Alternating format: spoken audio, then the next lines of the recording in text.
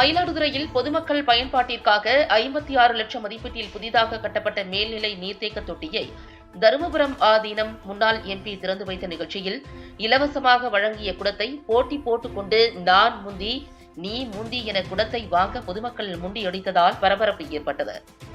மயிலாடுதுறை மாவட்டம் மயிலாடுதுறை நகராட்சி 21வது வார்டில் 1300 குடும்ப அட்டைதாரர்கள் 4000க்கும் மேற்பட்டோர் வசித்து வருகின்றனர்.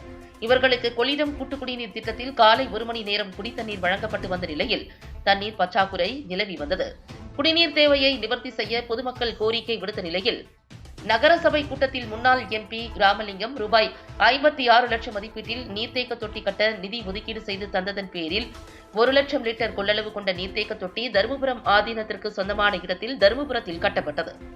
அதன் திறப்பு விழா நடைபெற்றது. நகர்மன்ற தலைவர் செல்வராஜ் தலைமையில் நடைபெற்ற இந்த நிகழ்ச்சியில் தருமபுரம் ஆதீனம் 27வது குருமகா சன்னிதானம் ஸ்ரீலஸ்ரீ மாசிலாமணி தேசிக ஞானசம்பந்த பரமாச்சாரிய சுவாமிகள் மற்றும் முன்னாள் எம்பி ராமலிங்கம் ஆகியோர் ரிப்பன் வெட்டி நீர்த்தேக்க தொட்டியை திறந்து வைத்தனர்.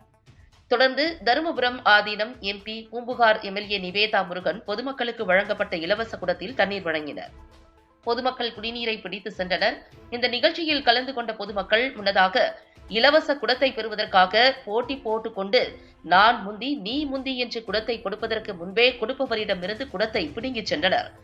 பலர் 2 முதல் 5 குடங்கள் வரை வாங்கி சென்றதால் வீடுகளுக்கு வந்து குடம் வழங்கப்படும் என்று கூறி கூட்டத்தை நிர்வாகிகள் கலைத்தனர்.